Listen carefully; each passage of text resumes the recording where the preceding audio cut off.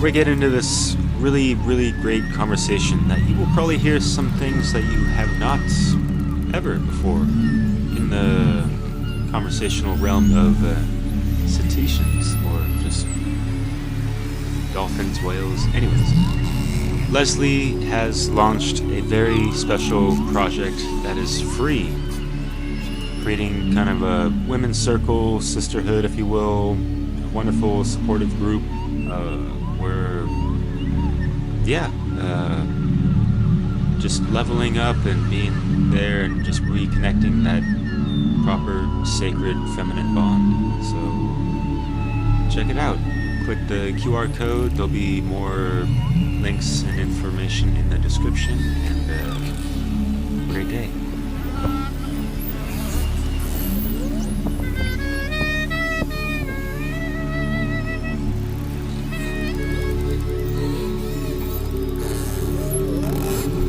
Hey, we're back.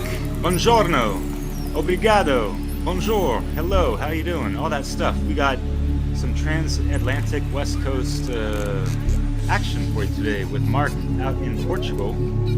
And this is going to be a really interesting episode, and I'm going to be very keen on hearing what Marc has to say because, the reason I'm in France is because I had that good old French wife life, and I had aspirations of having that, picture perfect. And my wife is from Tahiti, and there's some dolphins over there, and having that, glorious spiritual dolphin childbirth area and all these things. And yeah, growing up, there's a lot of interesting aspects of dolphins that were just, on that spiritual level. And it's like, what's the deal with these dolphins? So without further ado, Leslie, how do you do? And yeah, Oh, in that good old funnel conference, huh? yeah, I was still kind of basking in the light of that event. Recovered all right? Yeah. Hello, everybody. Well, I'm excited to introduce Marc Peycker. I've met Marc through a program called Sovereign Secrets, which is a Benny Wills program to help people escape the system through developing solo entrepreneurial endeavors, and came to discover that Marc has a very I would say a somewhat rare, experience of deeply exploring the world of cetaceans, which, if you don't know what that means, I will ask Marc to define it in specifics, but I do understand it as being related to sea animals such as dolphins and whales. Maybe there are more. And he is going to share with us some of the very special qualities of these sea animals, their relationship to us, and some of the deeper, I think, esoteric aspects of our interconnectedness, and I don't know, the ways they can inform us of our potential of being alive on this planet. So I'm excited. Welcome, Marc. Add Hello. anything here. Yeah, I hope I introduced that somewhat accurately, and glad to have you here and to get into this topic. Thanks for inviting me. Yes, it's wonderful. So you're in Portugal, and I'd like to hear more about what got you into this world of cetaceans, and tell us more about that. Okay, so I've been strongly invested in spirituality. So in the world of deep diving into the metaphysical aspects of life, shall I say.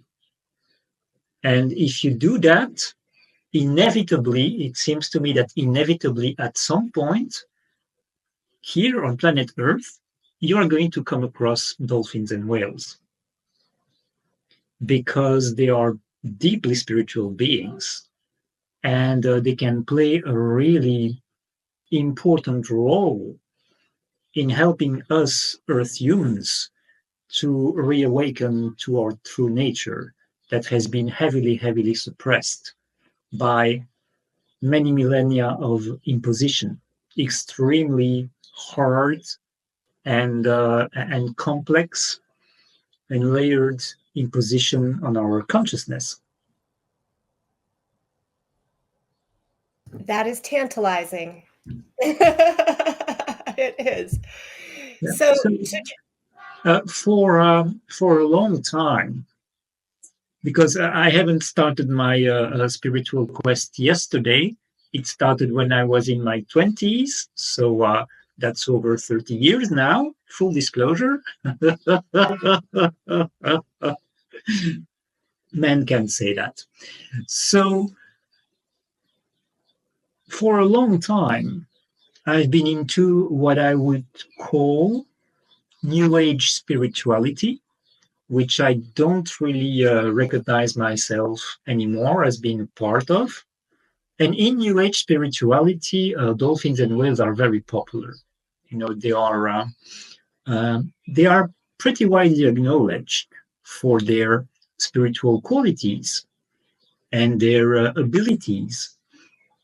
But you don't need to be into the New Age movement in order to acknowledge that.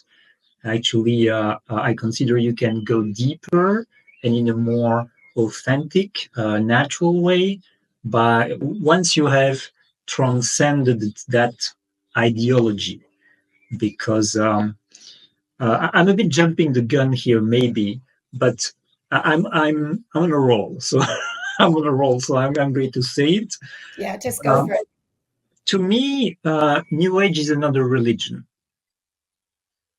because it is like a religion that has aggregated all other religions in a sort of vast hodgepodge.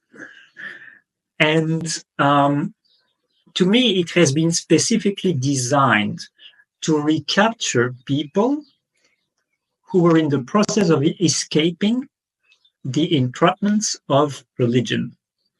So basically, religions are designed to limit, to contain human spirituality into a container of containment, basically, through dogma and ritual. And hence the new age, new cage, right? yeah, absolutely. New cage is a very fitting term to describe what this movement is actually doing, but it's a really tricky one. It takes time. It takes time to become aware of its nature, because what it does is that it takes the bars of the religious cage and it expands them so far that you cannot even see them anymore. You know, you actually have to walk inside the cage for quite a while to finally bump your head on the bars. I really appreciate what you're saying. I think that's one of the best ways I've ever heard that described. Yeah. Because initially it feels like you're very free in there. Yes. Yes. It opens up the world to so much more exploration, right? And you can get sort of lost spinning around in different aspects of that and think you found enlightenment or found. Yeah, it is actually a version of enlightenment. But it is what I call synthetic light. It is an enlightenment, within the synthetic light paradigm that religions are a part of. Religions are definitely part of synthetic light. New Age is a more sophisticated version of it, because it is designed and tailored for people who are in the process of emerging and transcending and reaching, how would I say, an opening, achieving an opening in their awareness that enables them to go beyond the container. So what do you do when you are a cosmic conqueror? You put in place a bigger container. You see? Yeah. So people who are emerging from the smaller container, they find themselves in a bigger one. And Yes. they think that they're out of it. Right. That's a really good, I think, backdrop and place to start. And I think, it doesn't mean that it's bad, but it means it's not your landing place, right? It's No, not a place to stop. no, yeah, exactly, exactly. It's a stepping stone. It's a phase. It's a phase in one's spiritual evolution that has its value and that allows you to progress. It only becomes a problem if you can't get out of it, if you stay stuck. If you stay stuck and never see the limitations of it and the entrapments of it. Yeah, kind of hence we hear about, people are hitting the wall, they're not really progressing or, leveling up, as we would say, and all these things. And yeah, they can't see this, invisible container that they're kind of encapsulated in due to all they've been blissed out a little too much due to some of the new age woo-woo-ness, I guess, I Yeah, suppose. yeah, bliss is one of the really potent tools of the synthetic light matrix because it's very addictive and it's like a sugar rush. It's like it's like a big sugar rush, or it can also be likened to interdimensional drug taking. Totally. Great points. So how does this new age cage relate to these whales and dolphins? And Okay, so as I said, there is a pretty common acknowledgement of the. It's not necessarily very clear nor very well defined, but there is a sort of intuition in the New Age movement that there is something really special about dolphins and whales, and that they have a really powerful access to the field of consciousness and to the field of love. And that there is something for us humans to gain in establishing a deeper connection with them, and that they can help us awaken. So that is present, and I totally agree with that. I totally agree with that.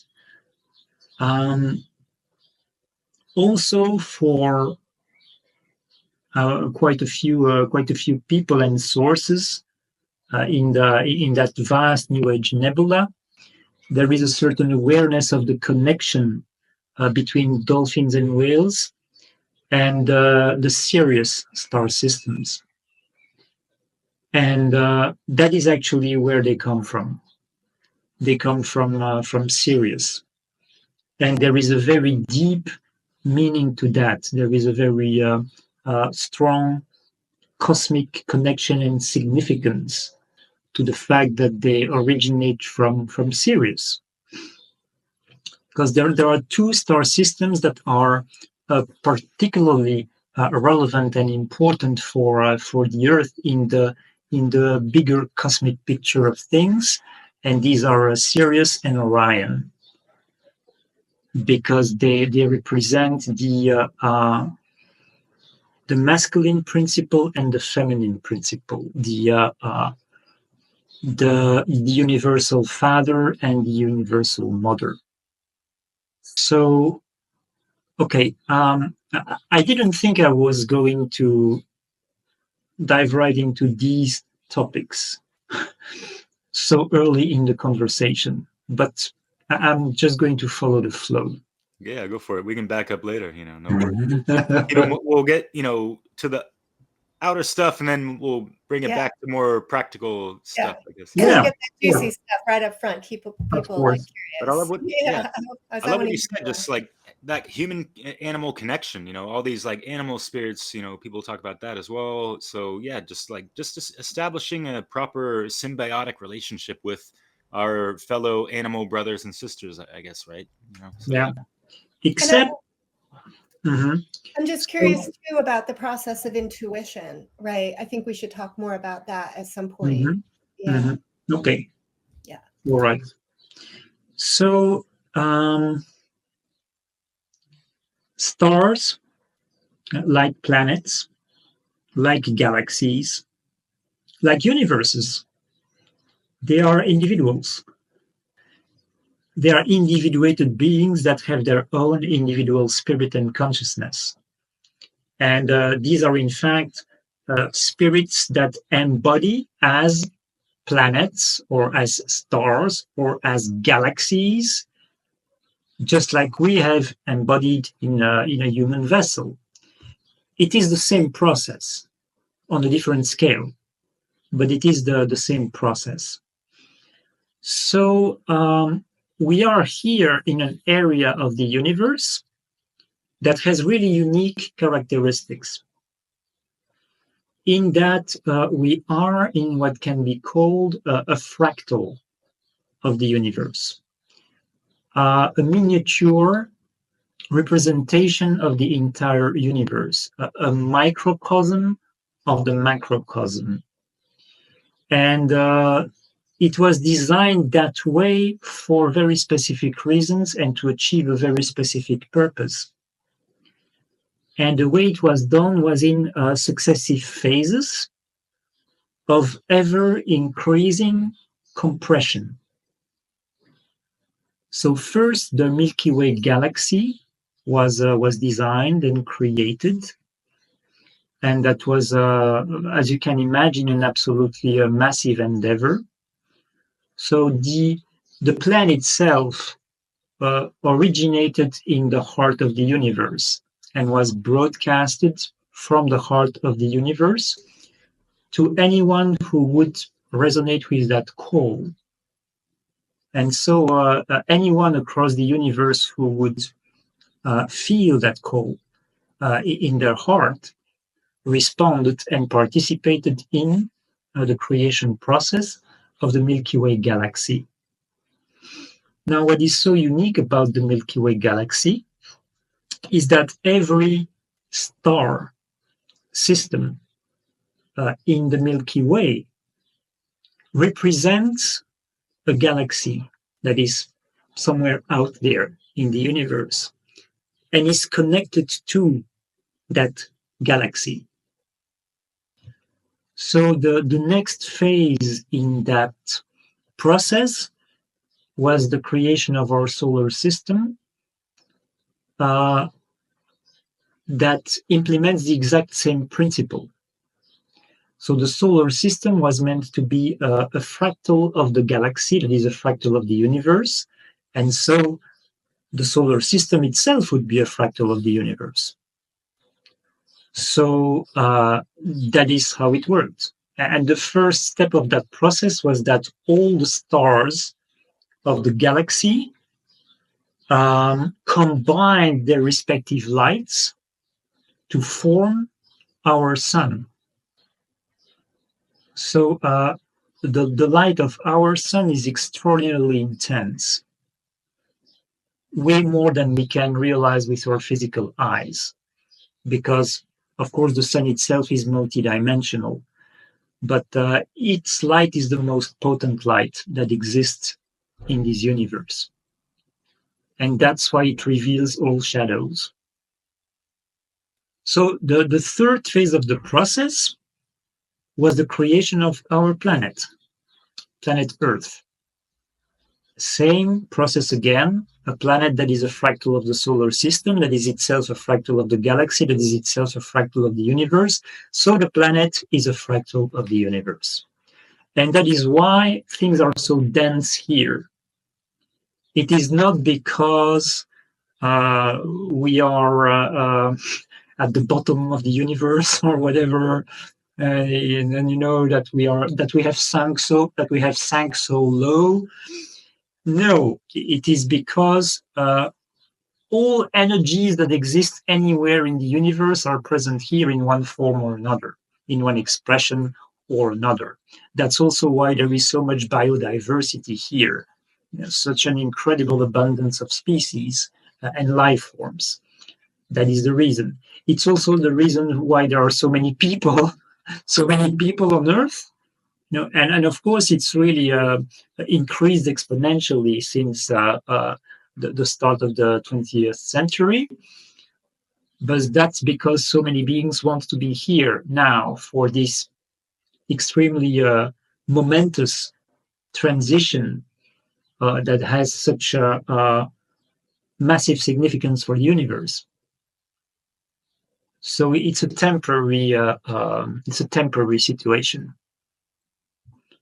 And so the final step of that process was the creation of a species that would itself be a fractal of the universe, and that is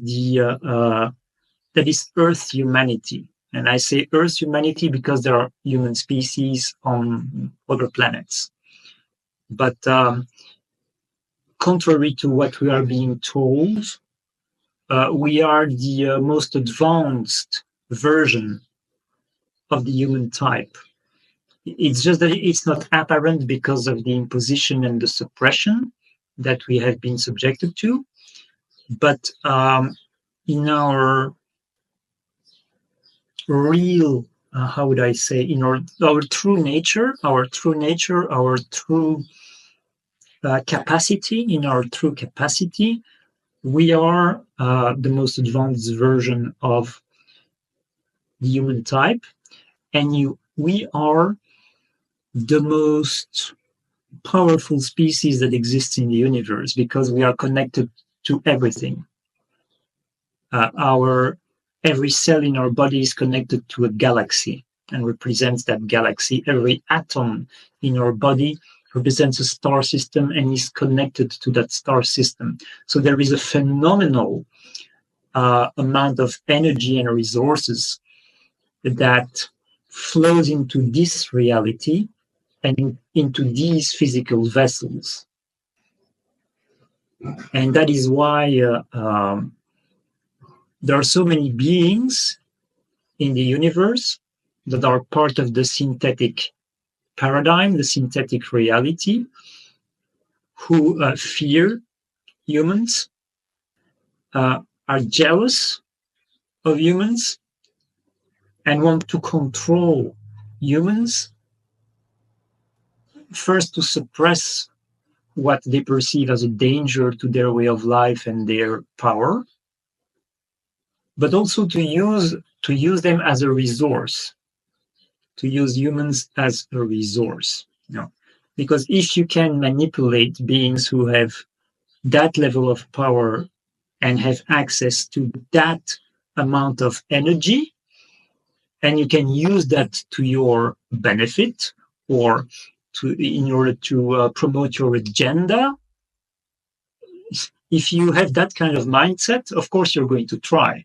You're going to do everything you can in order to do that. Now, where is Sirius in that picture, in that whole picture? Well, as I was saying, celestial bodies have a spirit, an individual spirit, and an individual consciousness. And because the Milky Way galaxy is a galaxy like no other, and because it plays such a vital, crucial role for the evolution of the universe, the spirit of the Milky Way galaxy is actually the feminine aspect, the feminine expression of the being who is the prime creator of this universe. I say this universe because there is more than one, much more than one universe, and each universe has its own prime creator being. So the prime creator being of our universe has a masculine expression and a feminine expression. So universal father, universal mother. The universal mother, in her own universe, embodied herself as the Milky Way galaxy because she was actually the only fitting candidate for that role. because the Milky Way, it's a mini universe.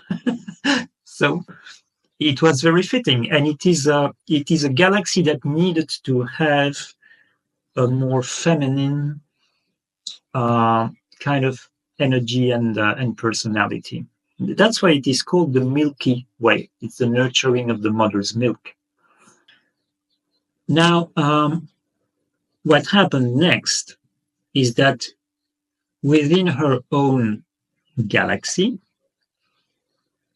the universal mother embodied herself as a star. And that star is Sirius.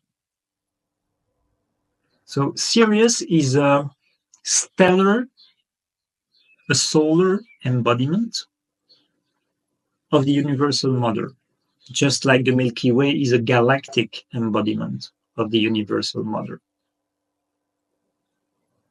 And the third step of that particular process is planet Earth. Planet Earth also is the universal mother, embodied as a planet.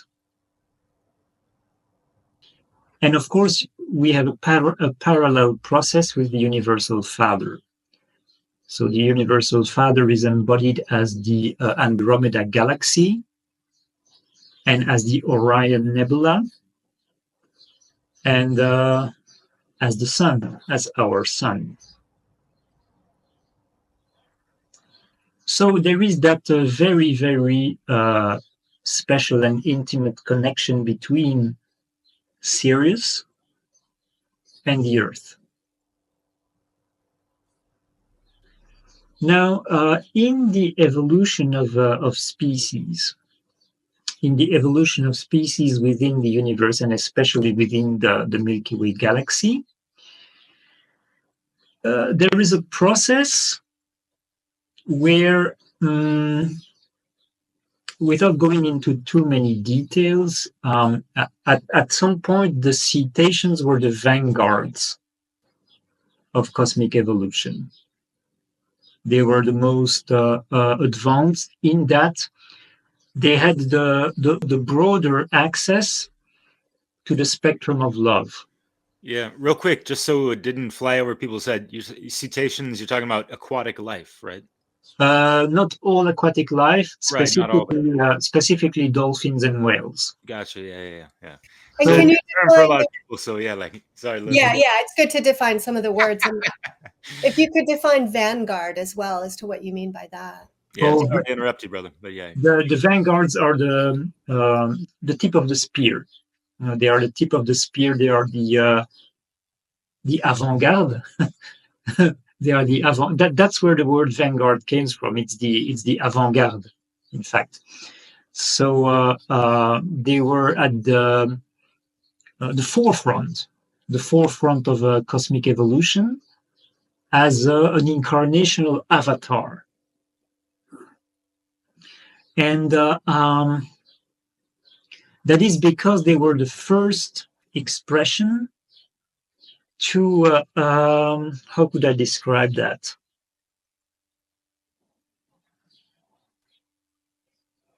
To be an integral part of that pathway of compression.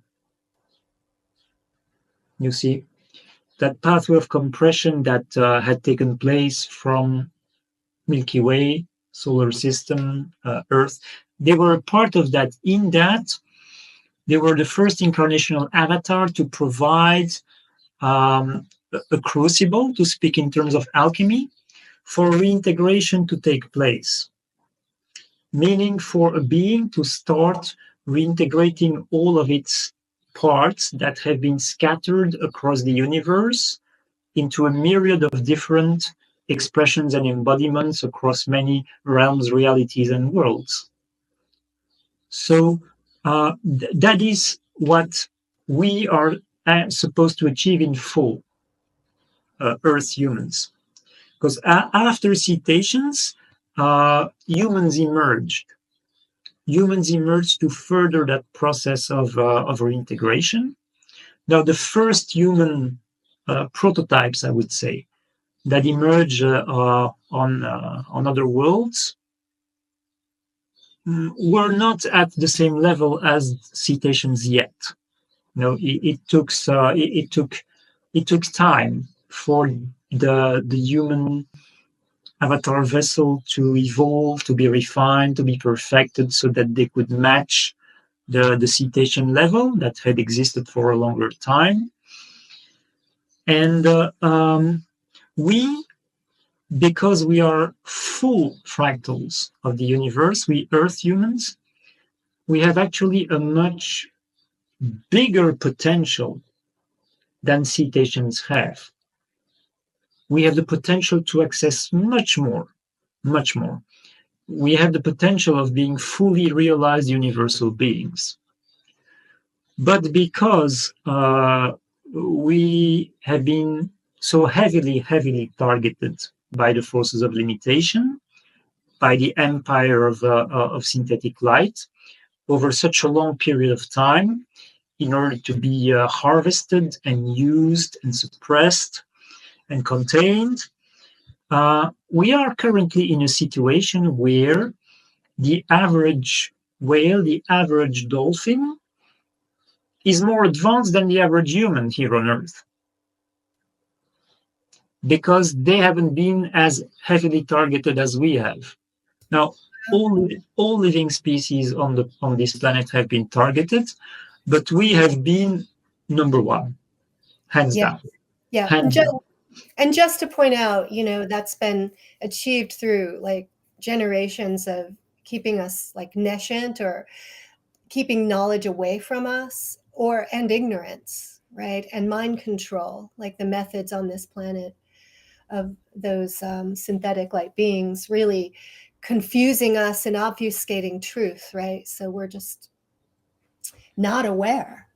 The Yeah, but majority. also cut off from our senses. We're cut off from a lot of our DNA. And that's why do we have all this junk, dormant, quote unquote, DNA, right? And why? Yeah, I've been wondering about this as well. How come these dolphins? They seem like super intelligent. They got this sonar and they can do all these things, and or other animals. You see certain attributes to them, and it's like it seems like a super power compared to what humans are capable of sometimes, compared to like the proportions of, like, let's say an ant. They can you know carry 10 times their weight and things like that. And I guess that's what inspires a lot of like comic book superheroes and all that stuff, right, as well. So Yeah. yeah, you bring up a lot of great points. And yeah, just as above so below. Just yeah, we have to understand the fractal nature of the codes of creation and how this universe is constructed and all these things, and how it's been fucked with in regards to the manipulations and all these things that we've been cut off from, as you're alluding to. Yeah, great points, Mark. Yeah, please continue. Okay, so because there is such an intimate connection between Sirius and the Earth, because the Earth is, you might say that Sirius is like sorry, yeah, you could say that Sirius is like the Earth's mother, or the Earth is like Sirius's daughter in a way. Excuse me, real quick. Yeah, sorry, because I know like Sirius, you're just talking about the star system in general, right? Not Sirius A, B, C, or whatever. Yeah, it's there is Sirius ABC. So the most fully, how would I phrase that? The most fully significant creational embodiment in the Sirius star system is Sirius B, the blue lady. So Sirius A is the white lady, and Sirius C is the amber lady. So they're all expressions. They're all expressions of that great mother archetype. And let's just say that Sirius B, the blue lady, is the one that holds the most weight in terms of creational significance and creational input. Because the blue ray is like the ray of creation for our area of the universe. Real quick, it sounds like you're familiar with the raw material, The book, The Law of One, that kind of stuff? No, I've never read The Law of Oh, One. wow, okay. No. Never mind. Please continue. Sorry. Obrigado. De nada. So, um, as I was saying, the cetaceans, they emerged in the Sirius star system. That is their original home. That is their original home.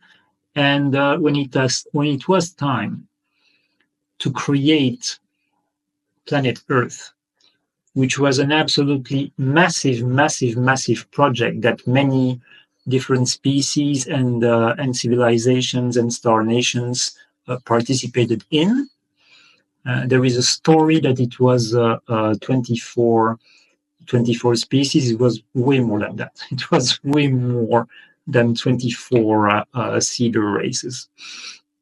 You know, we have lots and lots of imperial narratives that are being put on offer. But whales played a really important role in that early phase. They were an integral part of the creational process. They actually helped shape the oceans. They helped to be very specific. They helped to create the template for the physical manifestation of water on Earth, because Earth is very multidimensional. You know, she's the most multidimensional planet that exists. She has every dimension of the universe is somehow embodied into the structure of our planet Earth. So when time had come to achieve the physical manifestation of water as physical oceans, the whales played a very important role in that. So through their song, which is actually the song of creation that emanates from the heart of the planet that they are expressing, and through their movement, that they were making, you know, they were right above the physical level of life, if you want. They were moving right above that vibrational level, and they created the what the Australian Aboriginals called the song lines. So the song lines are they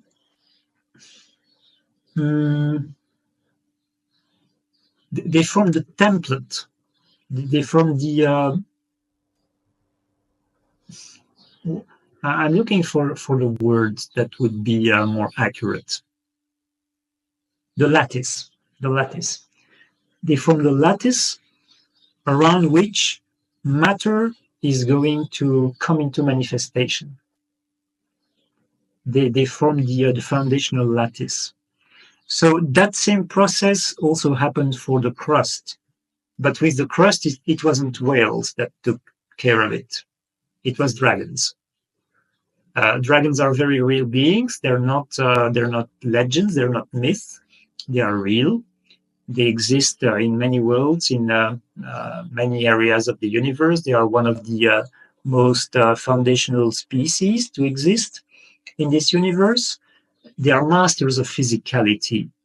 And what the whales did for the oceans, the dragons did for the crust, the Earth's crust. So the whales have that extremely intimate connection with the heart of Mother Earth. They play a prominent role in the very evolution of the planet, because their song influences the evolution of species. Their song influences DNA, the activation and the way DNA expresses itself, which is actually when the whale song changes, it means we enter a new era. And that is the primary reason why there was an attempt to hunt the whales to extinction. Because the forces of limitation thought, okay, we can see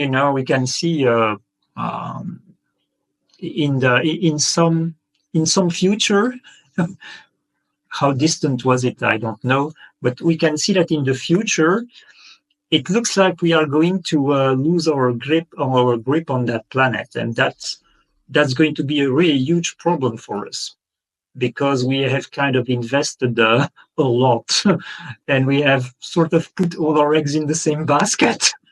And that's going to be a serious issue for us. So we really need to find a way to prevent that awakening from happening. Yeah. Well, I'm hearing too, the cost, of losing our grip on Mother Earth is so big because of the unique power of the Earth. Like you said, it being the most multidimensional planet. And it is like this amazing, mysterious, beautiful thing that is underappreciated, by a majority of people living here and not recognizing the value. That is by design.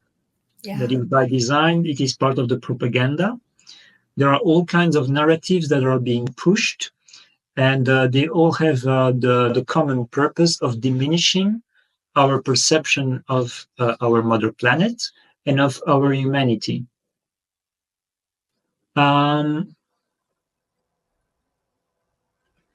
So when you say that it is such an incredibly valuable resource for these guys, the overlords of that system that humanity traditionally calls the gods, for them, they are incredibly addicted. They're incredibly addicted to the energy they're harvesting from Earth humans. Are you talking about that sweet old louche? Exactly. Yeah. Exactly. Especially the devotion. Harvesting human devotion, that is like a heroin trip for them, just more potent than a heroin trip. And it's permanent. It's permanent. So losing access to that for them is just unthinkable. Just unthinkable. What do you mean by it's permanent? What is permanent? Because they are receiving that influx constantly. Okay. No, it's not like it ever stops, because people are constantly worshiping them. Right.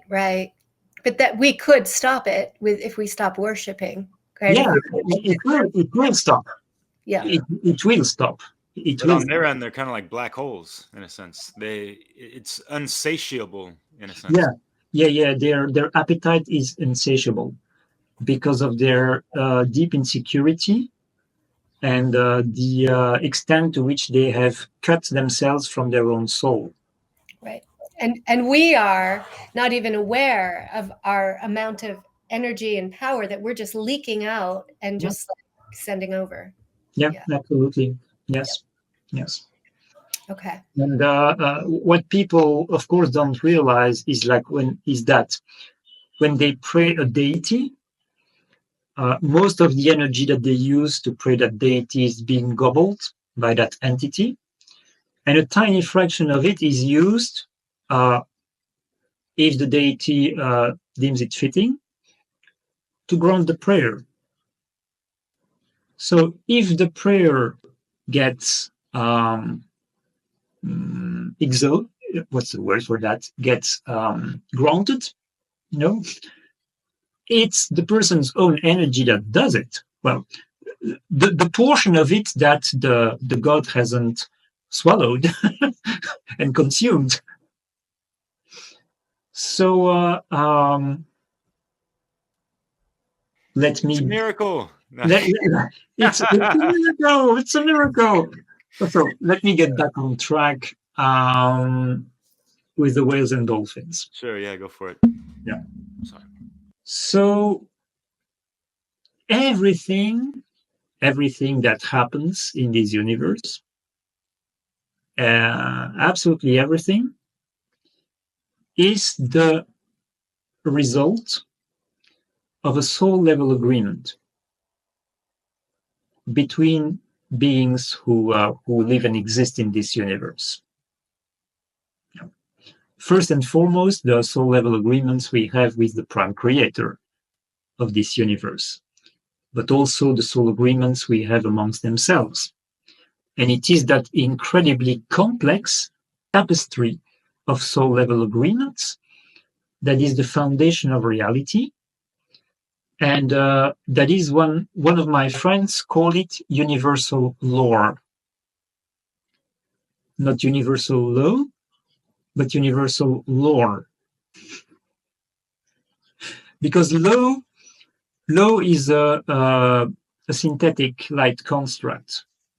It is an authoritarian structure that is being imposed from above.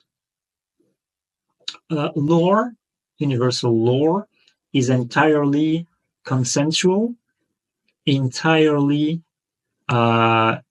organic, of course, and entirely non-hierarchical. Basically, there is full equality at the soul level. At the soul level, there is full equality, even though there are levels of natural authority that are based on responsibility. So the prime creator of a reality, whatever that reality is, always has the ultimate level of responsibility, hence the ultimate level of authority over that reality, because it's inevitable. Yeah, and you're talking about things like cause and effect, consequences, or Yeah. With the Yeah. free will that we have. Yeah, there's like these laws of correspondences and mentalism and things of like hermetic principles, if you will. Yes. Familiar with that. And that's not the first time I've heard natural or universal lore, and I heard it from George Cavassalis. Are you familiar with him? Very, Voila, mon ami. Yes. very. All right. S'il vous plaît. No. George is a friend. George is a friend, and Okay. and my encounter with his material has been extremely important for me, and has had a really big influence on my approach and my evolution. So okay, I wasn't expecting to to bring George in the conversation. It's great. It's absolutely great. Say his last name again, just for folks to check out. Cavassalis. How do you spell it? It's a Greek name. So it's K like king, then Avasilas.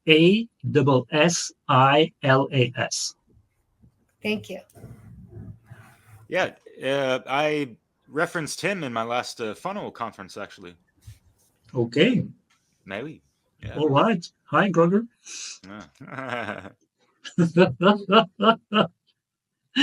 So,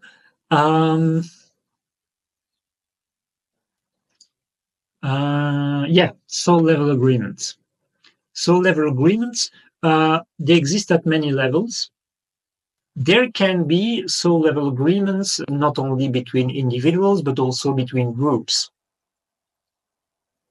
For instance, between species. And to me, there is a soul level agreement between Earth humanity and the cetacean tribes. That at this moment in time, they would help us to reawaken, to liberate ourselves, and to remember our true nature. And that liberation is also their liberation. Because as we wake up, we help them to free themselves, and we help them to reawaken as well. because, as I said before, even though they are at this point not as constrained and shackled as we are, they still have a level of imposition that is weighing upon them. So our liberation is their liberation, and but they do it out of love anyway. They do it out of love, and they are very, very loving beings. Doesn't mean they are perfect. Doesn't mean that there are not that there isn't any bad apple among them. We are in a dualistic, a heavily dualistic reality. So duality manifests everywhere, including in their species. So, but overall, they are very very loving beings. They are very loving beings, and they absolutely love us, love humans. There is no other species in what we consider to be the animal world. There is no other species that is looking for the company of humans as they do. That wants to approach and be around humans as they do, and that will rescue humans who are in trouble at sea. There are countless stories about that, of people being rescued from drowning or from sharks.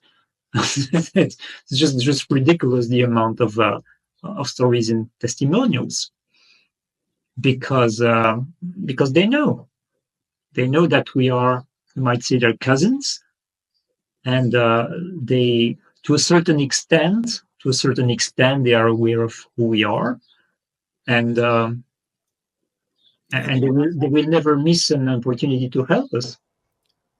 Yeah. So, with your experience and research and all that, have you know?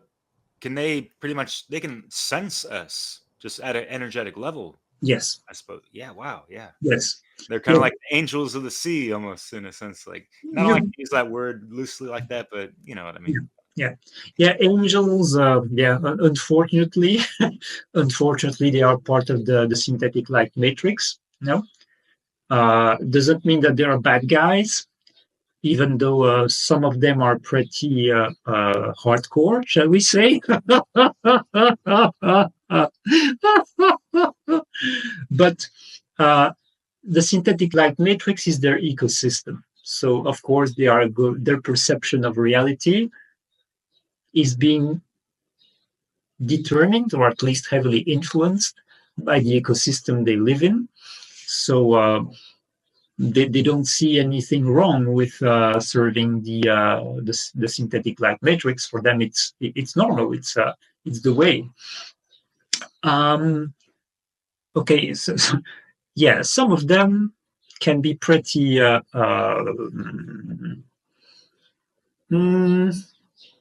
They can act in ways that we could consider unethical or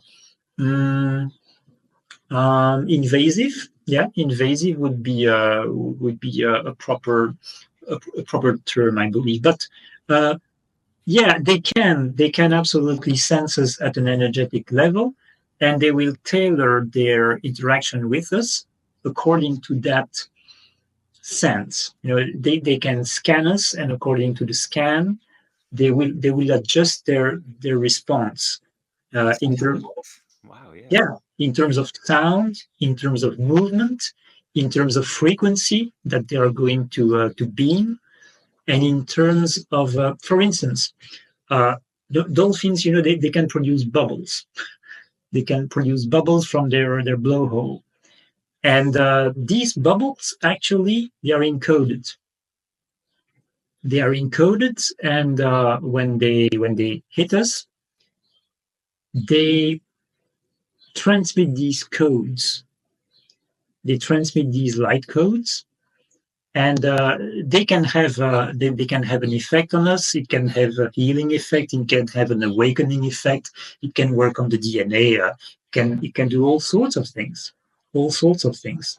So the whales, even though they interact individually with us, the whales have more of a planetary scale role, and their focus is more on the collective.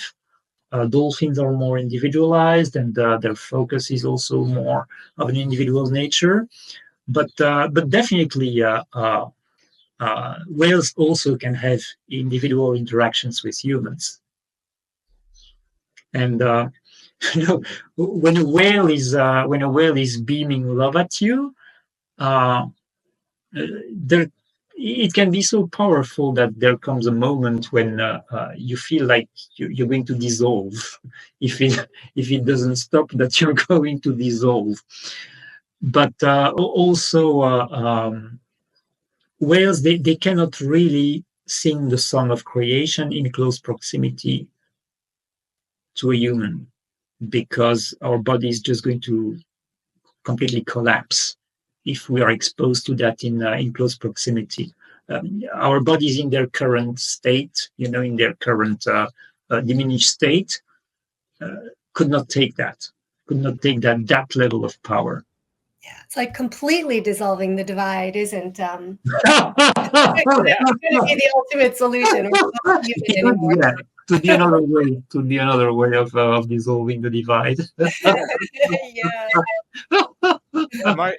You brought up a great point real quick with just, and I mentioned this as well as Leslie and another co-collaborator, former guest on our show, Conrad, of just how, the creation, the codes of consciousness, the sound song frequency, and all these things, and how, these beings, they can, relay these frequencies to us humans that might not be tapping into these things, and they can sense our signature frequency and adapt. That's so genius, Yeah. and I wish people would, learn these lessons and kind of, learn something and take it in stride with you in your life, type of thing. And it's very disheartening going back to the whales and what he mentioned with, it's like a annual death ritual of this blood sacrifice of, the whaling killings and all these things. I forget which nations. Is it off the Faroe Islands or something like that? Or and elsewhere, I know in some Asiatic territories they probably do that, and just Japan still has a big role in that. Faroe Islands, it's pilot whales. Pilot whales, they are like, to me, they are more part of the dolphin tribes than the whale tribes. But okay, we call them pilot whales. With Japan,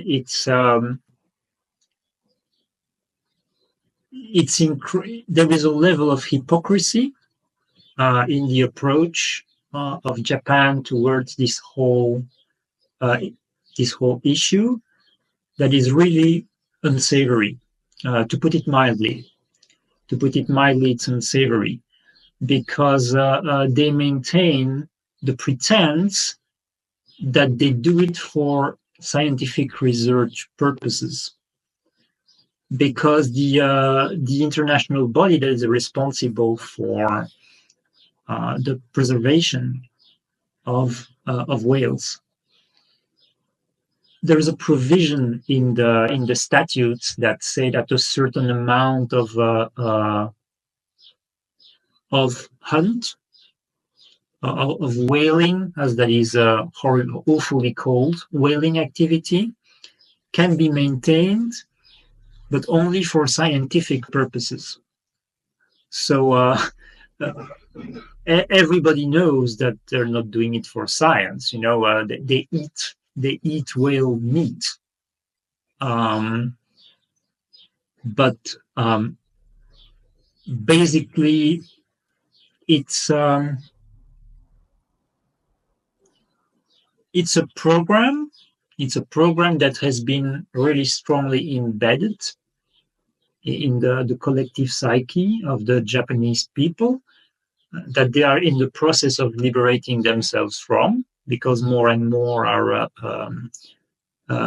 actually starting to say that it's not okay, to keep doing this. But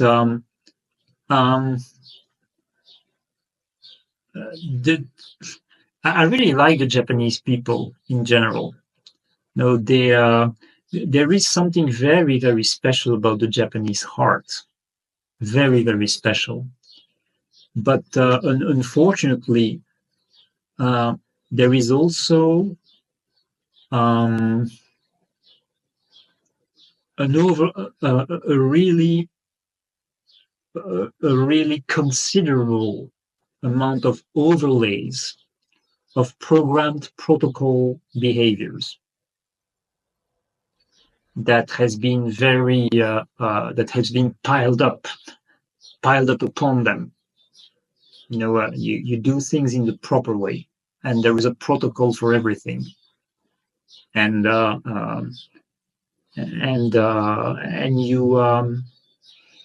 you want to be a proper member of the collective by following all the protocols.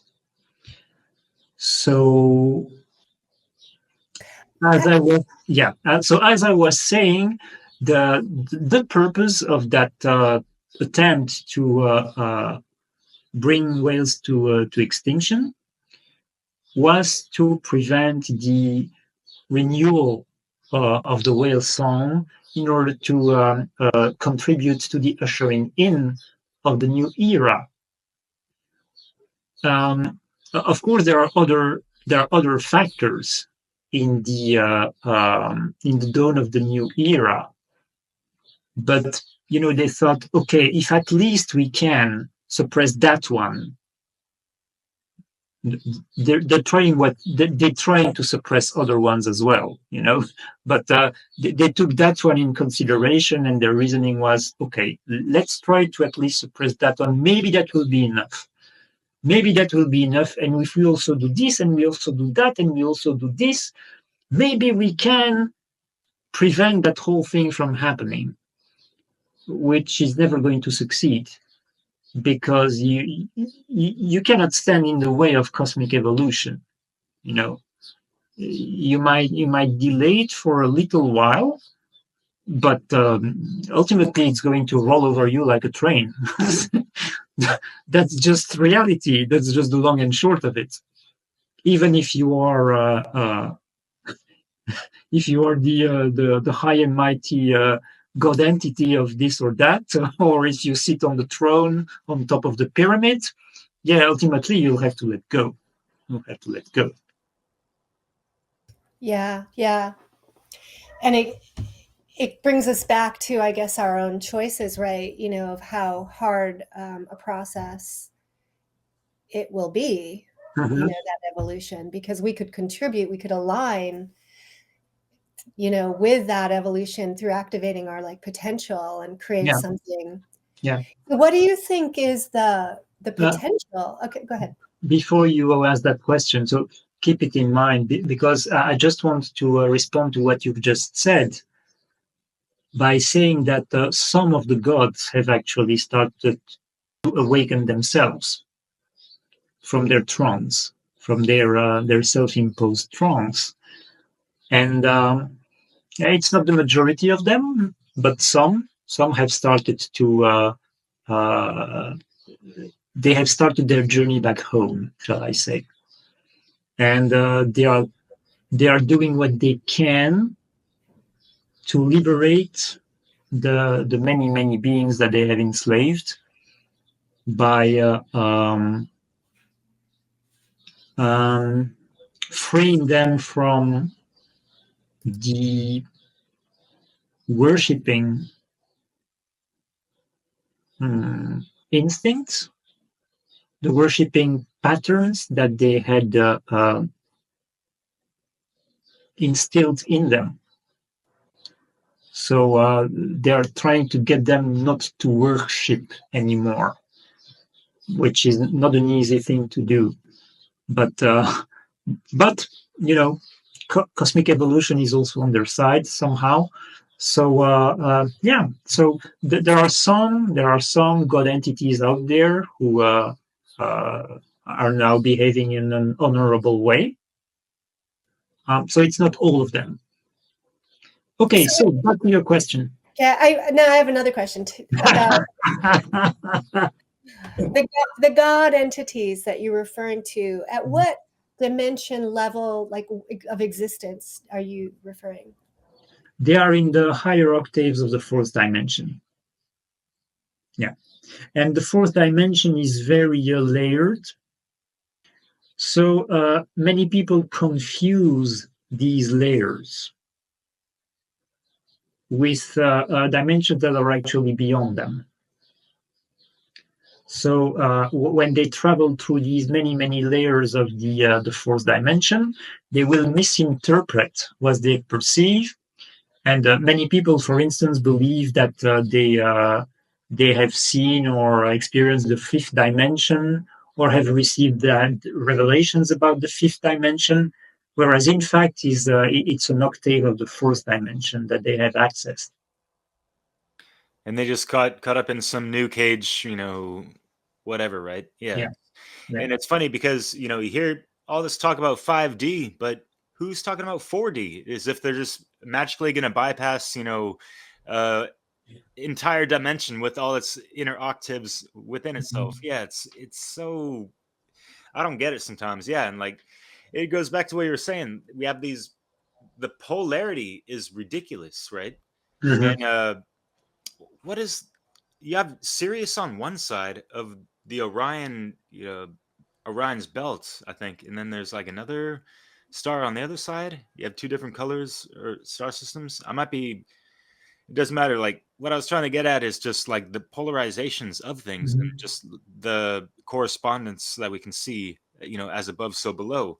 And what do we have in 3D? Just people either like completely ignorant to what we're talking about, or super woo woo, thinking they know all this stuff, yet they're way too airy fairy and not Yeah. being grounded with the proper knowledge to have the wisdom to interact and operate and function in this 3D realm. And as you're saying, like things are compressed and it's like this focal point, and it's such a high level of spirituality where we are right here and now.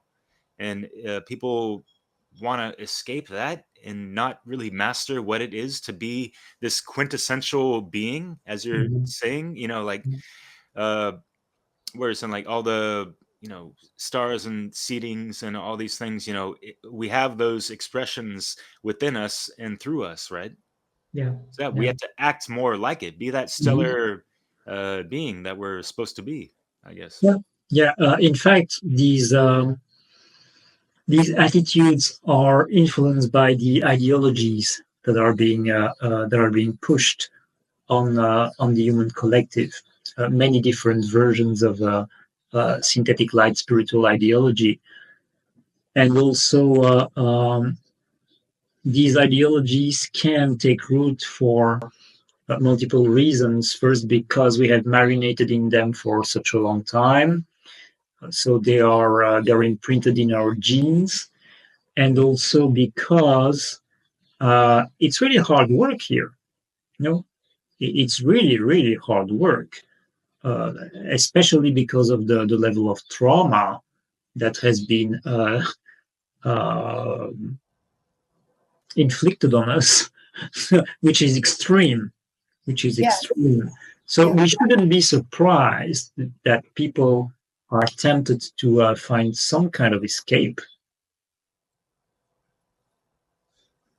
to yeah, the challenges of this reality. yes. A way of escape and disconnection, Mm-hmm. in our energy body, right? Mm-hmm. Like to splinter off even more from our own potential. Mm-hmm. Yeah. So what is the potential? What are the possibilities that this dolphins and whales are inviting us to enter? Mm-hmm. So, what people most experience in their interactions with dolphins and whales, there is a very healing aspect to it, mostly at what I might loosely call a psychological level. For instance, people will be free of phobias. And not surprisingly, a very common occurrence of this is the phobia related with water and with swimming. People who are afraid of water, who are afraid of swimming, it completely goes away. Completely goes away when they are in the presence of dolphins and whales. But Derek's other language. Sorry.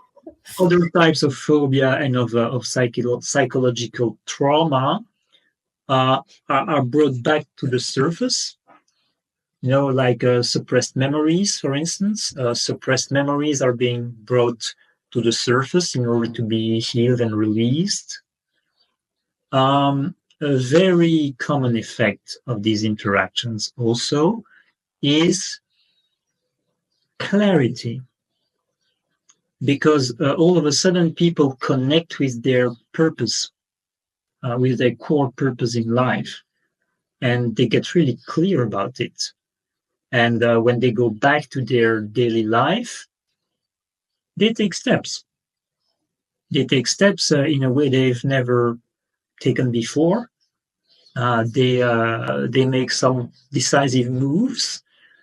So that clarity and decisiveness is something that is very often experienced after an encounter with cetaceans. Yeah, that's fascinating. I like that, those concrete examples. And also, you've talked about the love frequency, right? That seems Yes. to be. Yeah, basically, it's a type of love that very few people have been exposed to in their life experience before they receive it. It's a deep quality of unconditional love.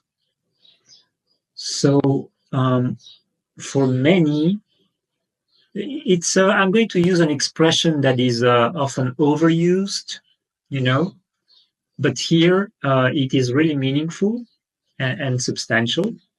You are forever changed. You are forever changed after that kind of encounter, that kind of contact with a pod of dolphins or with a whale. You're not the same anymore.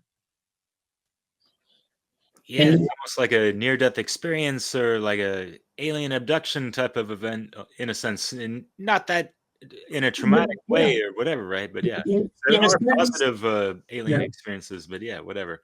In a sense, they are aliens, because they came from Sirius, but they've been here. They've been here for such a long time, and the story that they were land mammals that somehow decided that they were going to live in the sea, and their paws transformed into fins.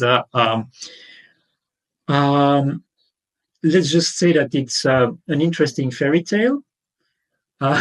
When you see the reconstructed portraits of the land mammals who are supposed to be the ancestors of the whales and dolphins, frankly, I have a hard time understanding how it doesn't make people laugh, because it looks so ridiculous. It looks so ridiculous. Now, the thing is, at the time they could come, they didn't come here in spaceships, They could travel interdimensionally to transport themselves. And even now, some of them can use portals to travel between here and Sirius. Some dolphins are using portals to transport themselves actually into spaceships when they're hurt. When they're wounded, they can use portals to get into spaceships where they will be healed. But there is also some coming and going that is happening between here and Sirius. And the blue whale, that is the most the biggest whales of them all. Not the most iconic, because most people have the humpback whale in their mind as an image when they think of whales. But the blue whale is the most massive and also the most mysterious, because scientists know very little about their way of life, where they go, what they do, uh, how they breed.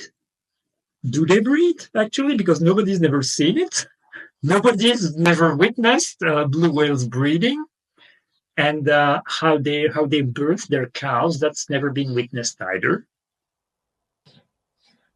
That's amazing. Mhm. Yeah. So they've And never been put in captivity. no. They're way too big. What would be the purpose of that in the Right. first place? Like observation, like in the scientific world. Yeah, because you can. Dolphins will accept to play tricks, So for commercial purposes, they're interesting for that matter. And orcas, because orcas are giant dolphins, basically, they will also do that. But you're not going to get a whale to play tricks, so that's just not going to work.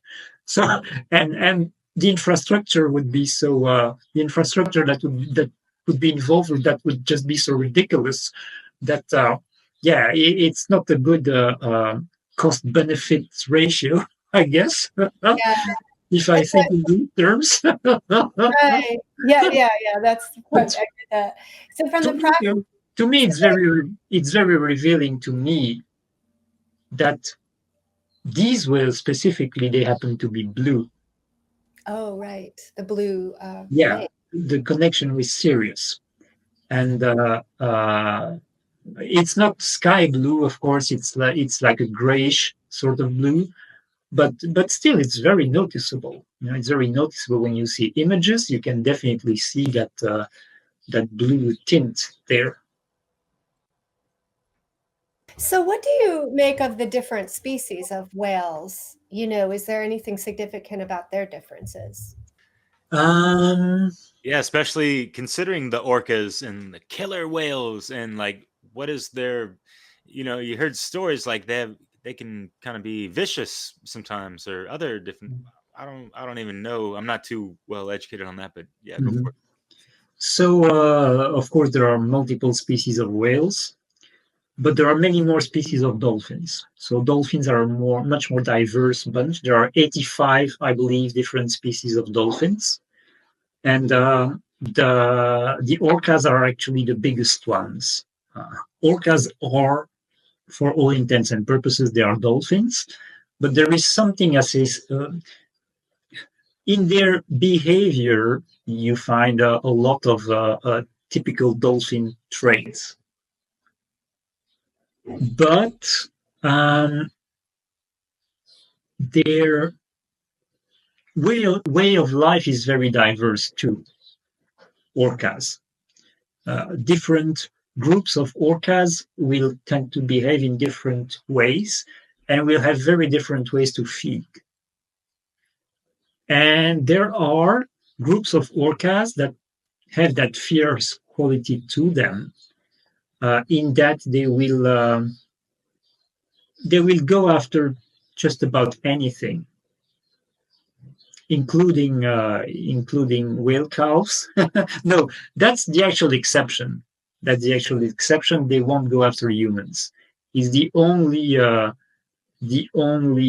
being that they're not going to to try and eat. But other than that, they will attack other mammals, including dolphins, which in a way can sound like a form of cannibalism, and including whales. And of course, it takes a lot of orcas to attack a whale, especially an adult whale. Most of the time, they won't even try to attack an adult whale. They will try to attack a calf. And some whales have effective ways to defend themselves. The humpback whale, for instance, has absolutely oversized fins. They have completely oversized fins and tails, so they can give really good slaps, really good slaps. And humpback whales actually have a real tendency to disrupt orcas' hunts.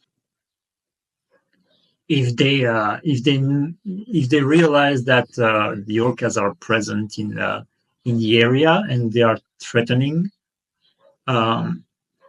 someone, even if it's a seal, they will try to disrupt the hunt. They will try to put themselves between the orcas and their prey. And there is another species that actually aggressively goes after orcas, and that's the pilot whale. So the pilot whale has very strong boundaries. Now, the pilot whale is a toothed cetacean. So there are two types of cetaceans: the ones that have teeth and the ones that have baleen, which is that sort of filter that they use in order to feed. Now, pilot whales are toothed cetaceans. To me, they are more dolphins than they are whales. But the moment they get aware that there are orcas in the vicinity, they're not even going to wonder what to do or try and negotiate. They will just drive them away. They're going to harass them. Now, the orcas are about twice as big as they are, but they don't care. They just mob them. they mob them and they harass them until the orca go like, okay, this is not worth it. I'm out of here. So it's not that they can hurt an orca, but they can definitely harass them. Doesn't mean that they cannot get along at all, because it has been seen. Pilot whales have been seen to swim alongside orcas, and there have been cases that have been observed where orcas had adopted an orphaned pilot whale. So it's not that they are mortal enemies, but there are these tensions and these sort of conflictual relationships that can definitely be observed. Now, to me, as a species, the path of the orca is a path of looking for and try to achieve a form of balance, because they are black and white. They are black and white, like the symbol of the yin and the yang. So I don't fully understand it yet, but that is part of the path of the orca. That's fascinating. And a question popped up as you were talking. How does the human presence or human behavior possibly disrupt or derail the evolutionary potential of the cetaceans? Mm-hmm.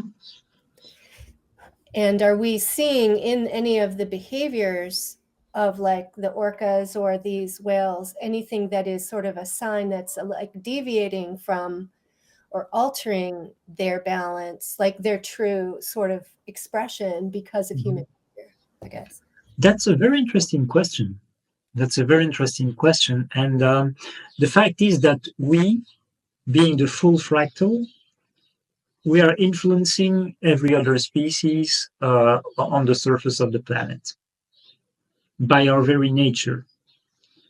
So my educated guess is that inevitably we are exerting a certain level of influence on them. Now, here I'm talking at a subtle level when I say this. there is also the not so subtle level of the physical impact of human activity that's proved to be very invasive because of the programming and because of the technologies that we have been coerced into using. All the Because pollution as well. Yeah. yeah, Stuff affects them. Yeah. because we were basically forbidden to use other technologies, so we've had to use the one we are still using right now that are incredibly, I guess you might say, primitive. Um, and that really don't match our level of evolution anymore. That's why it's going to change soon. It's going to change soon because it just cannot continue as it is now. But the impact, of course, of navigation and military sonars and all the nasty stuff that is not disclosed, that is not part of the public discourse and the public awareness. Really dark stuff. Like there are things that have been put on the ocean floor, like antennae, and I can assure you that they're not broadcasting. They're not broadcasting Mozart. I can tell you that. So underwater bases as well, underwater military bases. Some of them are benevolent, others much less so, and extraterrestrial beings as well have had an underwater basis. For some of them, malevolent presence. So there are all these all these activities and influences that are going on in that vast aquatic world that we are not aware of. Yeah, it's so deep. And I want to bring it back because yeah, like I've had like senses of like vertigo or just incredible fears of, being in a deeper waters of the ocean. Like start to think and my imagination runs wild, like what's underneath me, help me, like and what he said, like yeah, like being around dolphins or whales or that kind of stuff, it can be very alleviating of those anxieties and fears and all that stuff. It's really interesting you mentioned that. By the way, something I didn't mention is that very often people start to cry. People start to cry when they are in their presence because they are touched at such a deep level that it is a natural response of release. Now, people can either laugh and burst into laughter, or they can cry. Yeah, Now, it's interesting. As we're just talking about this, I have felt at different points of the conversation a certain emotionality, and I'm reminded of the movie Whale. I think it's called Whale Rider. Are you familiar with that movie? No, it doesn't ring a bell. It's worth watching. It's about a girl born.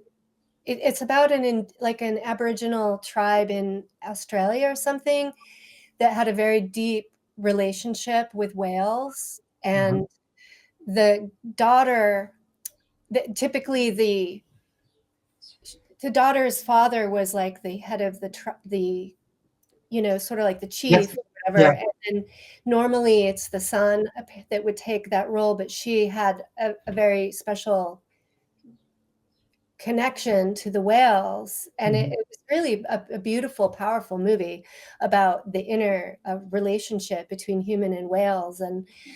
But then it also reminds me of a sound healing that I had once, where I felt I was propelled into a lot of visuals. It was like a dream world, or just like a journey through all these visuals. And one of the most powerful parts where I was in the ocean, kind of with whales, and almost like as if I was a whale swimming under the water and then coming to the surface, and this merging with like the sun and the droplets of water. I don't know. It was like this intense experience Mhm. of merging that started from under the ocean. So all this is sort of popping in my head is somewhat relevant. I don't know, for me to continue to explore. Yeah. Yeah. I'm just going to pause for a minute because I need to close my door and my window. The sun is setting, and Yep. Go do it. mosquitoes are unwelcome guests as far as I'm concerned. So Yeah. I'm going to close and I'm going to switch the light on, and I'll be right back. Yeah. Ouais, je comprends, mec. All right. Ça fait chier les moustiques, grave. Ouais, je comprends.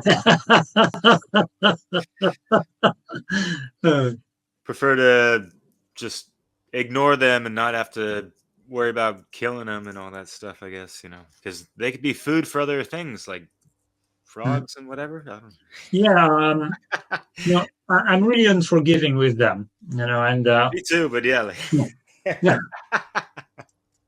I'm normally very respectful of insects in general, and I prefer to either leave them be or lead them outdoors. Have them leave the place. But mosquitoes, no, we just cannot cohabitate. That's not possible.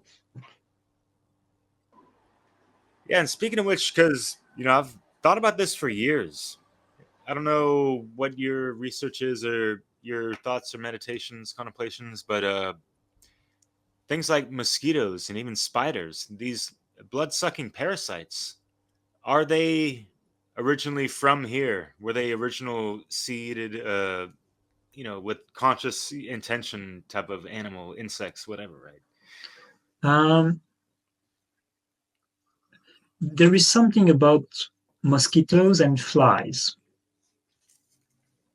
that I am not sure that they have a spirit like other animals do. Or even insects, I guess, like ants.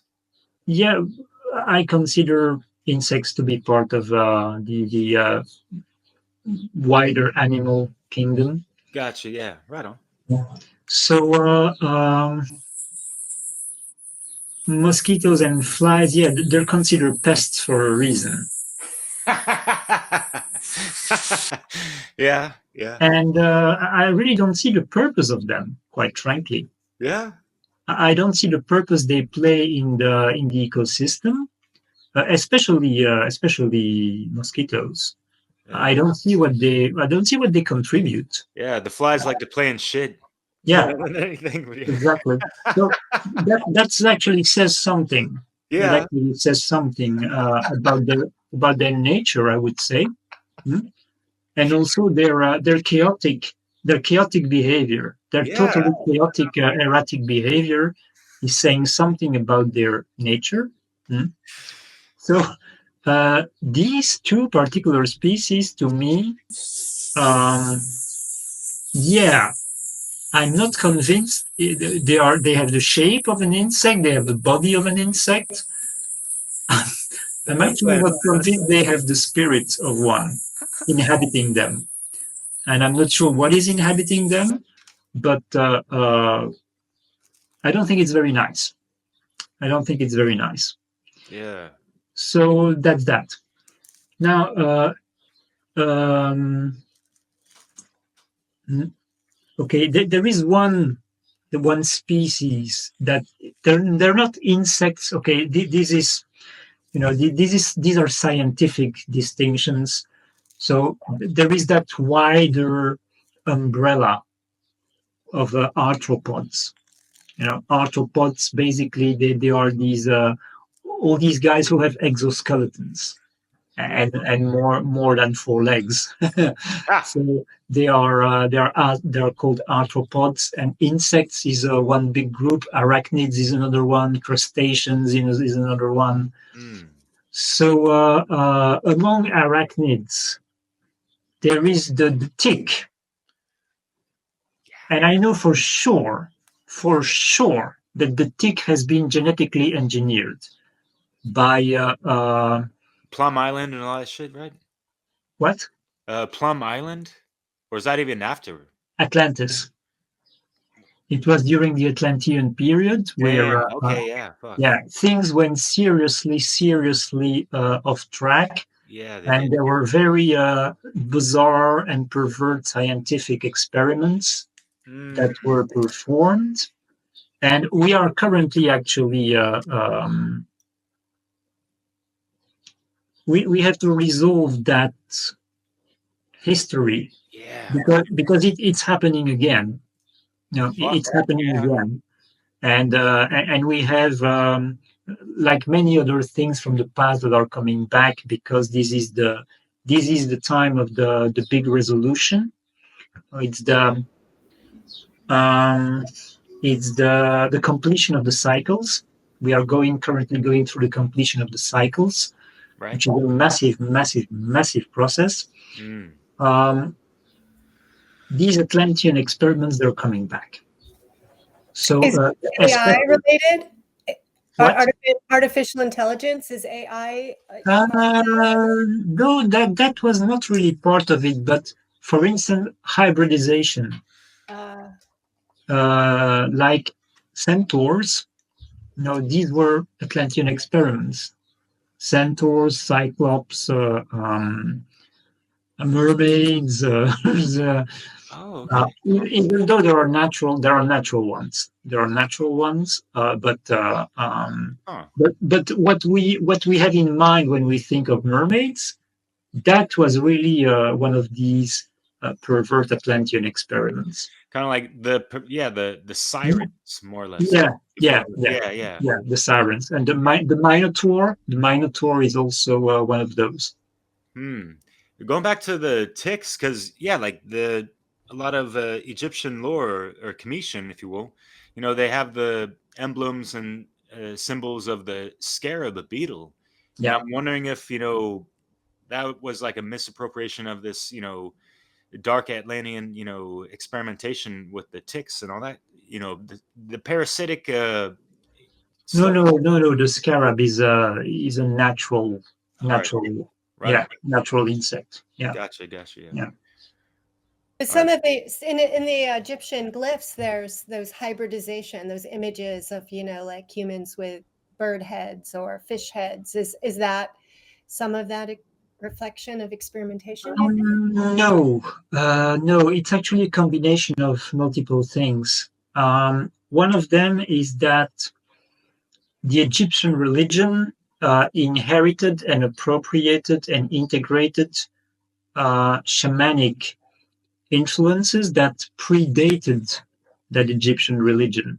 So they assimilated that. They assimilated these shamanic influences, and also it has to do with certain extraterrestrial influences, uh, mm, primarily bird beings, avians. Yeah. So this gets complicated, and we could go off on a lot of detours. But I think, for the sake of time, coming back to sort of bringing a summary to this topic of the relationship between humans and cetaceans, and Mhm. where do you want to sort of tie up in the significance of this, and how to go forward. How do we take this awareness, and what can humans do to get more in alignment and work in harmony? Mhm. Well, there are two ways. There are two ways you can connect with them through your awareness. You can connect with them a long distance. In I guess you can say meditation. In meditation you can invite them, you can connect with them, and they are very responsive. They are very responsive. That is one of the reasons why they are popular in the New Age movement, because New Age people are very much into meditation, and it's very easy. It's very easy to connect with cetaceans in meditation. So my experience has been that they will come very often to participate. If you do,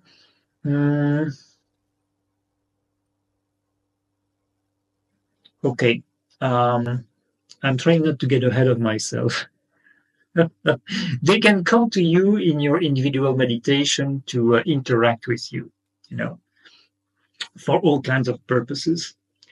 But if you do collective work, if you are in a group and you want to do some kind of work for the planet or for the human collective, very often they will come. They will present themselves and they will participate. So that's been my experience. And it is through that experience that my connection with them started to be re-emphasized, so to speak. And when I moved from Belgium to Portugal 4.5 years ago, and I settled on the coast, because I have the sea in front of my apartment. I started to go swim almost every day. That strengthened that connection, until one day, as I was meditation with some friends, and we were doing some deep work, a dolphin presented himself to me in that meditation and asked me and told me that I was invited to focus my work for the time being on the human cetacean relationship and develop an offer of activities that would be centered around the human cetacean relationship. So that's what I'm doing right now.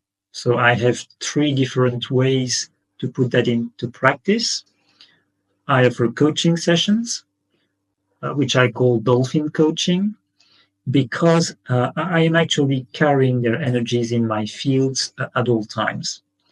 So these cetacean energies, they're always with me. And when I do a coaching session with someone, these energies are present. They are present and they are active and they facilitate the work and they help precipitating transformations and healings and all sorts of processes. And in the meditations that I guide for people, because that's something I'm really good at, it's guiding meditations.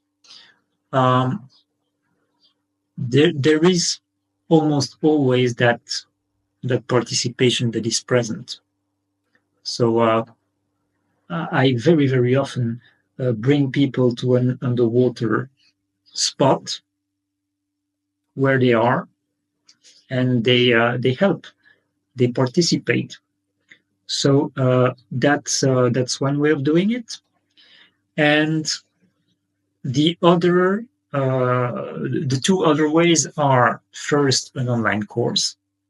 So I have an online course that consists of 5 modules on a weekly with a weekly pace.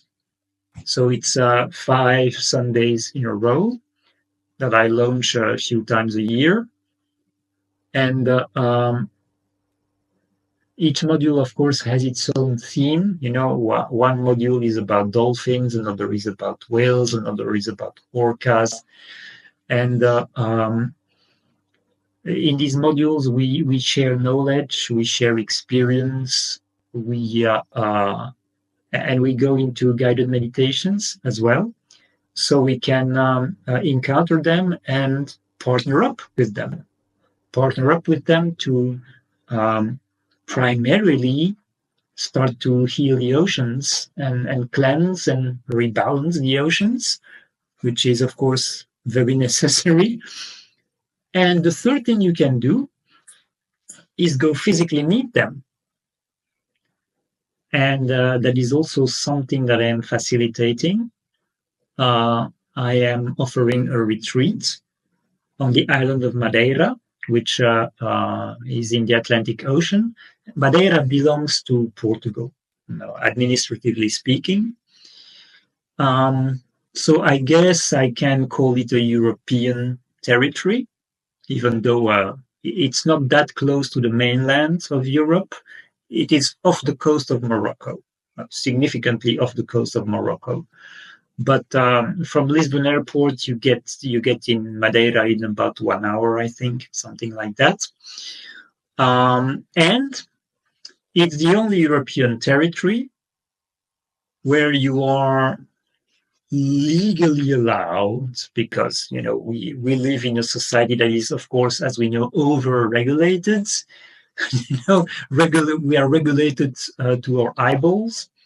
It's the only EU territory where we are legally allowed to be in the water with dolphins in the wild, in the open sea.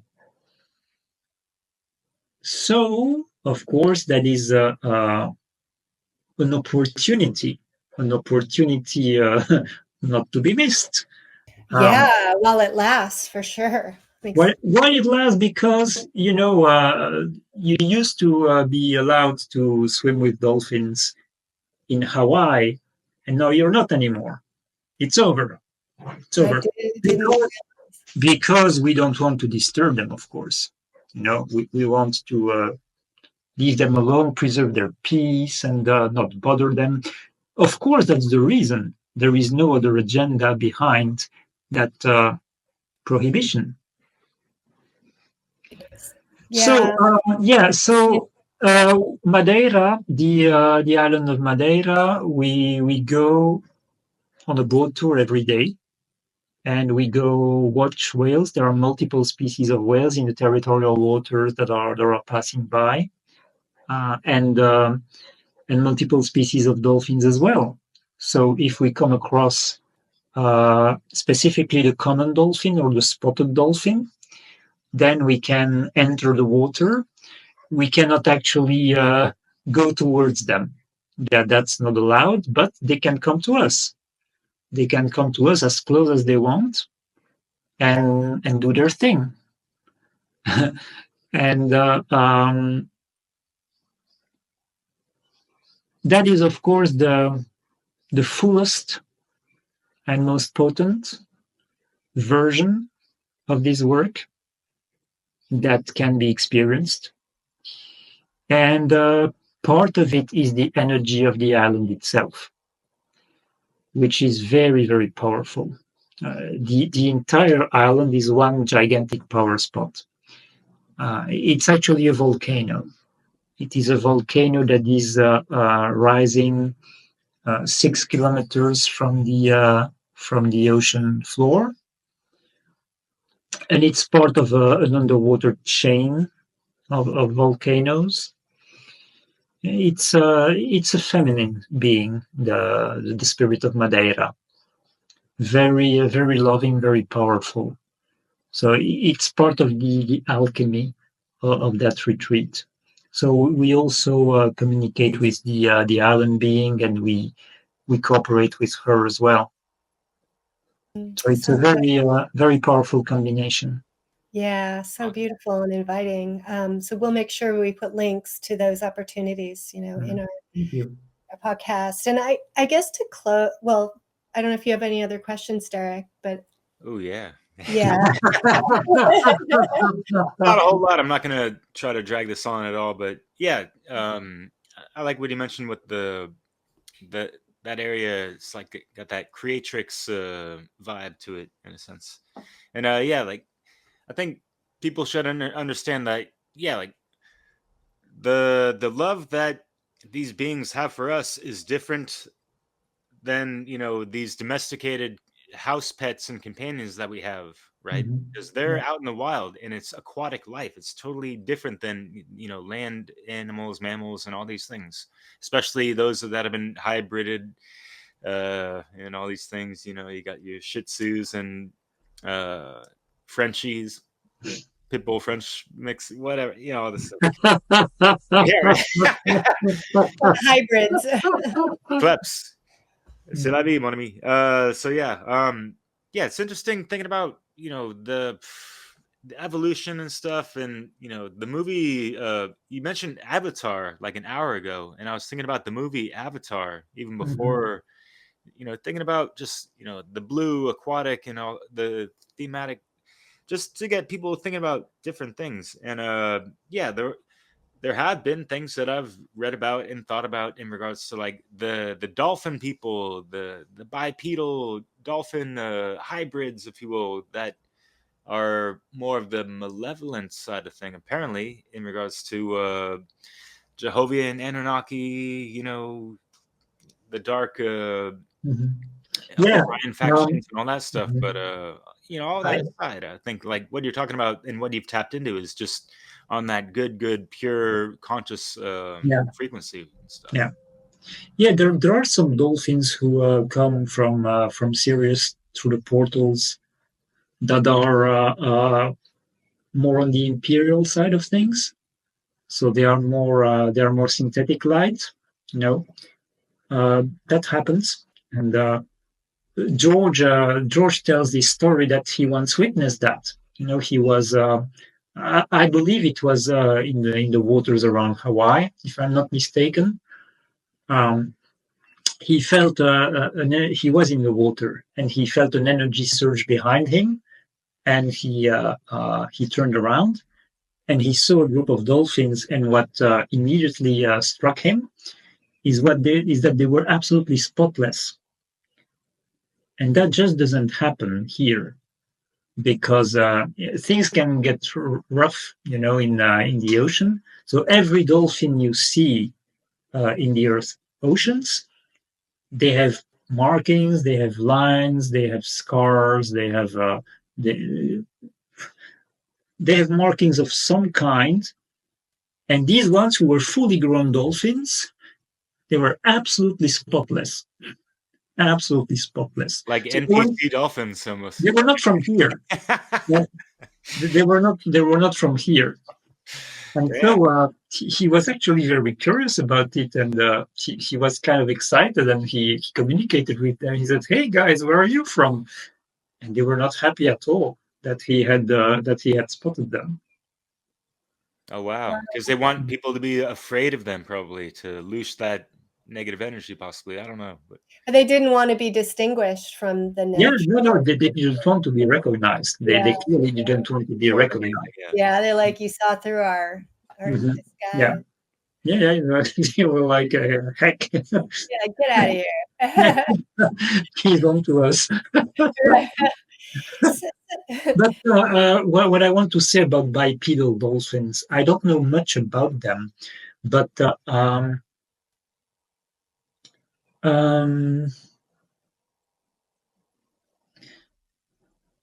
there are two beings. There are two beings who you could call the queen of the whales and the queen of the dolphins, who are actually it's always these beings who have multiple embodiments and expressions of themselves. So the queen of the whales and the queen of the dolphins are both embodiments of Mother Earth, and they actually manifest themselves in bipedal form. They have that cetacean head and a bipedal body that they can manifest and deconstruct at will. where do people encounter that? Is that sort of in the mental realm? I mean, the intuitive realm, Yeah, or mostly it's in interdimensional communication and interdimensional travel that yeah, you are going to be exposed to these beings. yeah.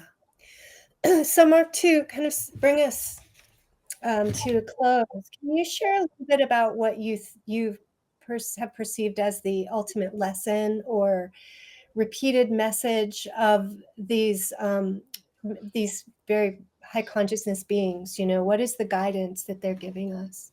Yeah, and these connections that we can kind of establish Mhm. more and bridge these gaps of, and yeah, like Mhm. not be so estranged from our fellow, Mhm. brethren, mammals, animals, and all that stuff. As I mentioned before, yeah, great question, Leslie. Yeah, Yeah. So the message that they um, express the most often, there are two. One is remember who you are, and the other one, that one has a more deeply esoteric dimension to it. And I think we shouldn't try to rush. Um, we shouldn't try to rush our understanding of it in a linear way. So that other message is we are you. Now, many people would respond to that by going into the whole oneness understanding of thing. Oh yes, we are all the same being. We are all manifestations of the same being, which I don't believe it's the case. Um, I once shared that paradigm. I don't anymore. We are all connected, yes.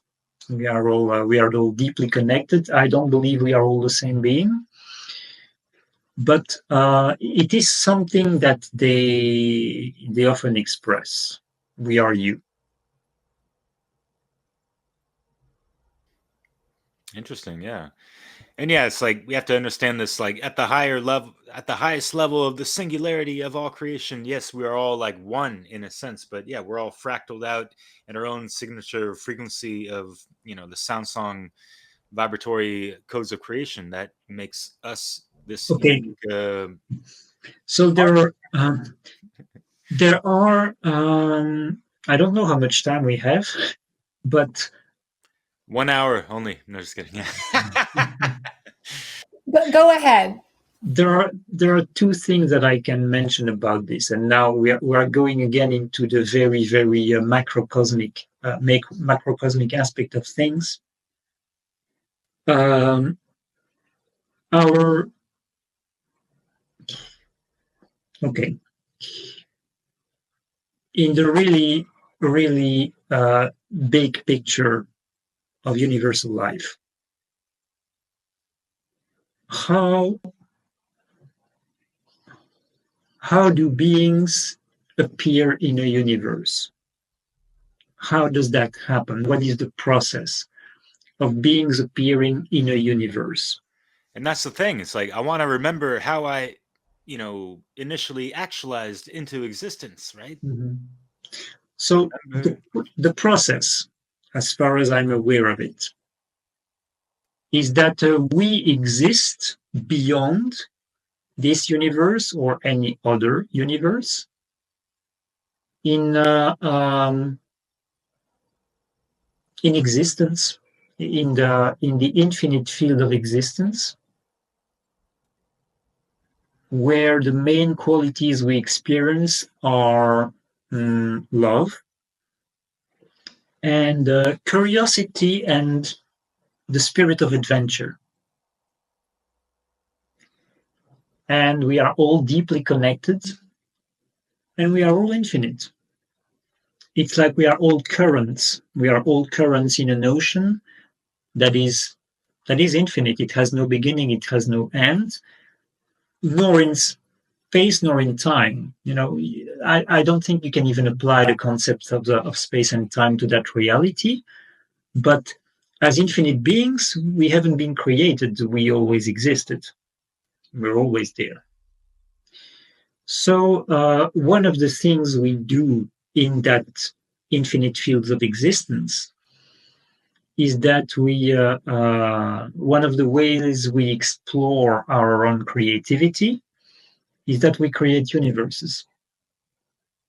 And each universe has its own unique construct, its own unique dynamics that gave rise to it. So when we are out there, so to speak, and we notice a universe that seems really interesting, really attractive, and we give it more attention. We observe it, and we can go like, this looks really cool.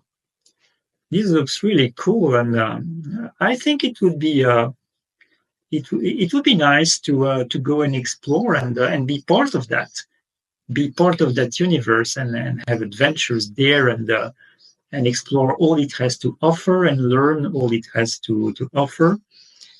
So when that's the case, from the infinite nature of life, we project an aspect of ourselves in that universe.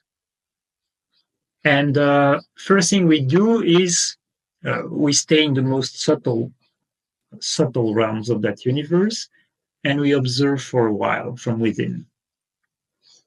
And that is when we make our decision. Okay, do I stay here? Or does it feel like it's not really for me after all, or not now? So if that's the case, we exit. But if we decide that we want to go deeper into the experience and really take that cosmic journey, then what we do is that projected aspect of our infinite self merges with the prime creator of that universe. And that merging, that's what we call a soul. It's what we call a soul. So our soul is going to be our primary vehicle of experience in that universe. And our soul lives in the heart of the universe, in a state of unity with its prime creator. And what the soul does then, it projects spirit and consciousness into embodiment across many different realities. That's the universal journey of the soul. The soul stays in the heart of the universe, but it projects itself as spirit and consciousness into a myriad of different realities and realms in order to experience them from within. What I forgot why I was explaining that. The relationship between oneness and unity and all of that. So it's not that we are all the same being, but it's that there is a deep state of unity in the infinite field of existence that we are all currents of, individualized, but still part of that unified field. And in this universe, it's not that we are aspects of its prime creator, or expressions of it, or perspectives of it, or whatever, but we are in unity with that prime creator in the heart of its universe. Wow. So, wow, this is very deep stuff. Yeah, thanks. I like that. You're welcome. Yeah, thank you. Yeah, it's something to really contemplate. So when, just your thoughts on, to narrow it down a little to this message of we are one, with cetaceans, is that connecting us? Is that a signal maybe to our connection to Sirius, to being like this, where you were talking about the galaxy and the stellar, and then the Earth being like in alignment, in connection, maybe? I feel that it's part of it. Uh-huh. I feel that it's part of it. Yeah. It's interesting. Very fascinating. Wow. So it's pretty like this is a rabbit hole into the deepest of spiritual explorations. I really didn't know it would take us this broadly, and I'm really pleased with where this conversation sort of meandered. And I would love to go on one of these experiences. Yeah, it sounds fascinating. So I encourage everyone listening just to look up your work, look at Marc's work and take advantage of some of this opportunity. Yeah. So about that, it can be difficult to believe that I still don't have a website after all these years of working in this environment. But But you're working with Eddie Wills right now, so you're gonna get it going. That guy's it's, awesome. it's going to be online very soon.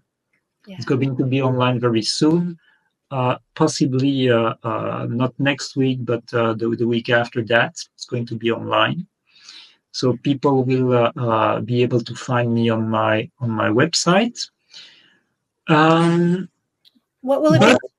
In the meantime, if you hear this, conversation before the website is online, you can write to me because my email address will be in the description of the video.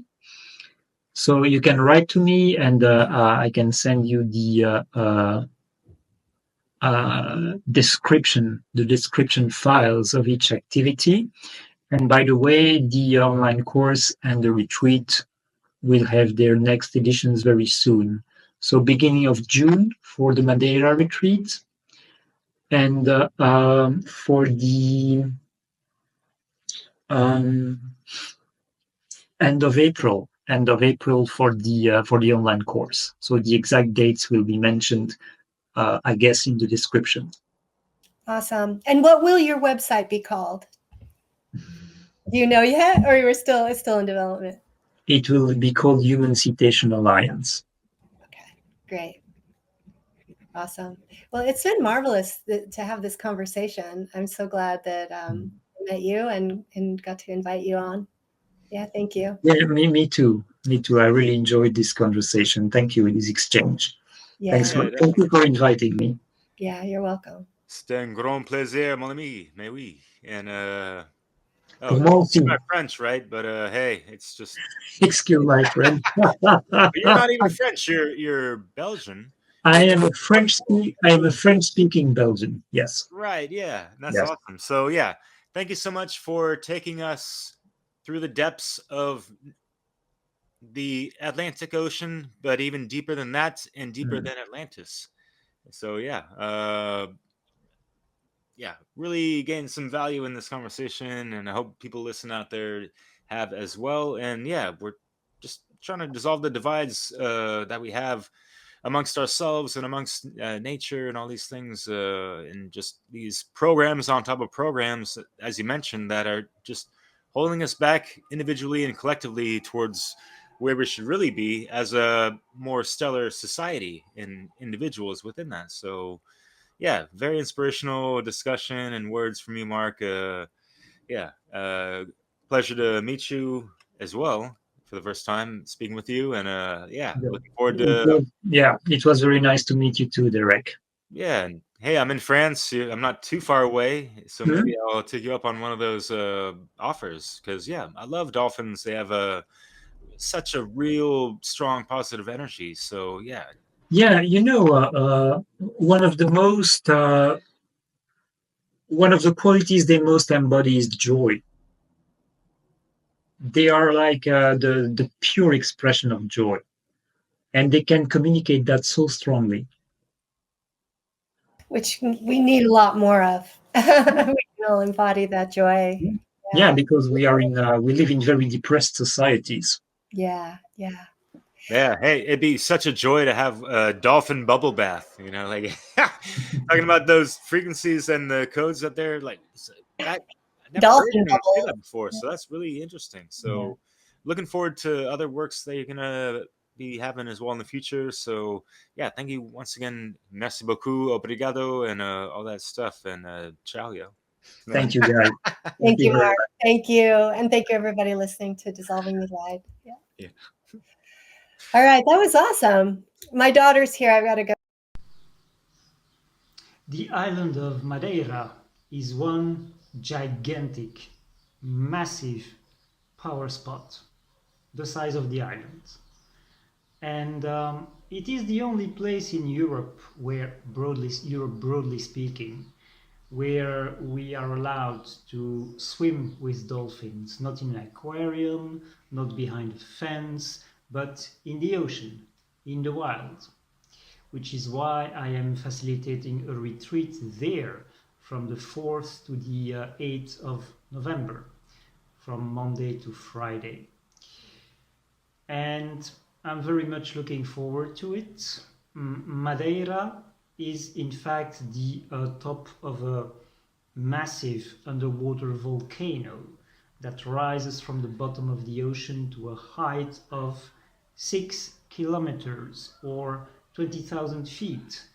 And it's part of an underwater chain of mountains. And it is called the Island of Eternal Spring, or the Flower Island, because it is so fertile that you can grow literally anything. So fertile, and the climate is so mild, so gentle, so wonderful. You can grow anything and you will find every single flower that exists in the world present in Madeira. So this retreat is going to be a co-creation between us participants, human participants, and our cetaceans friends and allies. Dolphins, we will swim with them, and whales, we will watch them, but we will watch them from up close, so we will be wrapped into their energy field, which is pretty big. So a co-creation between us, them, to rebuild the human cetacean connection and partnership and alliance, us, them, and the spirit of the island. And I can tell you that she's very much looking forward to it.